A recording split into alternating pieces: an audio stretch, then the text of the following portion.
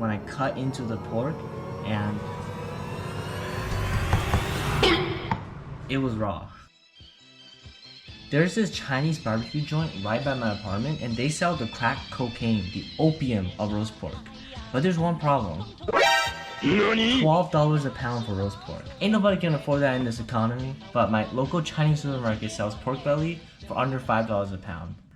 I think I can make it cheaper.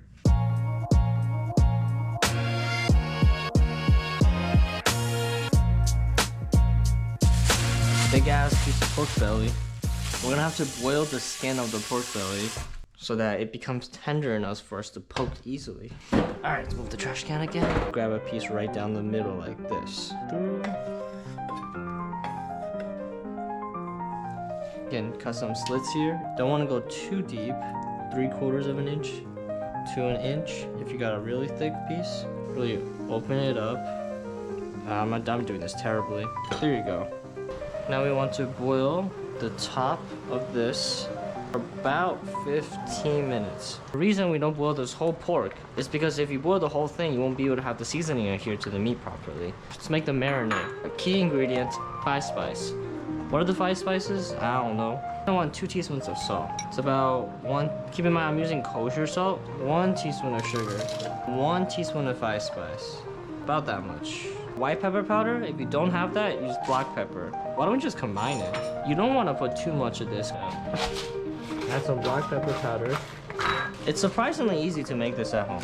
If you got 2 arms and 2 legs, of course. Pretty good. Vinegar helps dry out the skin. Just grab a little vinegar and we'll brush that onto the skin. Once it's tender enough, just go and stab it with the pork. Pork just about done, 15 minutes. Now you want to cool down the pork with some cold water. Just dry off the pork. After you've seasoned it, start poking holes in it. You don't want to go too deep.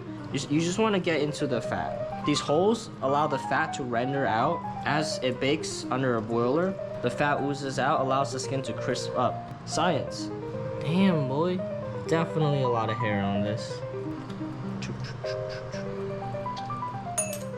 Okay, at this point, what you want to do is dry out the skin. There's 1 of 2 ways of doing it. You can either rub vinegar onto the skin and let it air dry, or you can flip this upside down onto a baking tray and just put a thin layer of vinegar at the bottom. Just let it soak in the vinegar to dry out. Blowtorch hair removal. I gotta get my girlfriend on this.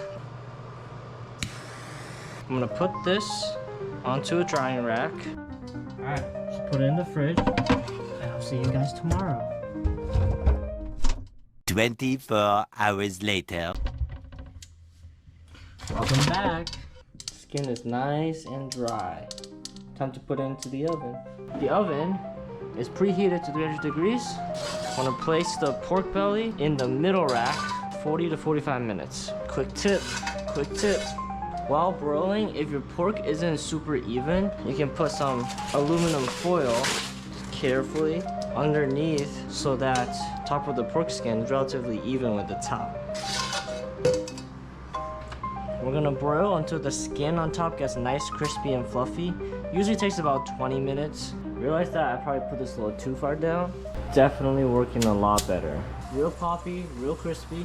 20 minutes later. The pork looks done. Bitch is hot. Oh shit.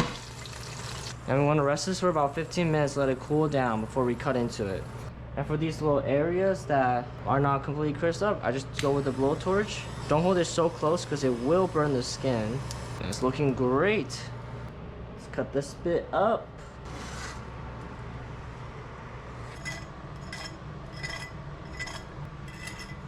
Damn, that sounds crispy as hell. Pork was crispy, everything looked good. I thought I was done when I cut into the pork and it was raw. Damn, that really is raw. I was looking at the pork for 5 minutes, hoping that I saw it wrong, but it was raw. My only hypothesis was that it was a combination of me taking it straight out of the fridge into the oven and also my setup, which didn't allow much air to flow underneath the pork during the cooking process. I spent 24 hours making this. I was gonna let it go to waste. And then I threw the pork back into the oven to try to salvage it. Back into the oven. Hopefully I salvaged it. 2.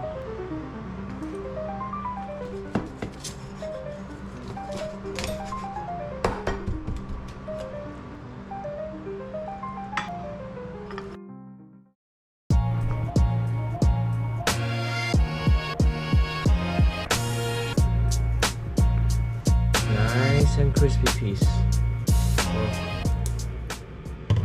Let's give it a taste.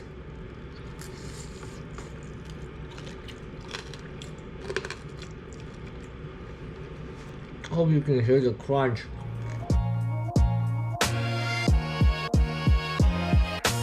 In the end, was this worth it?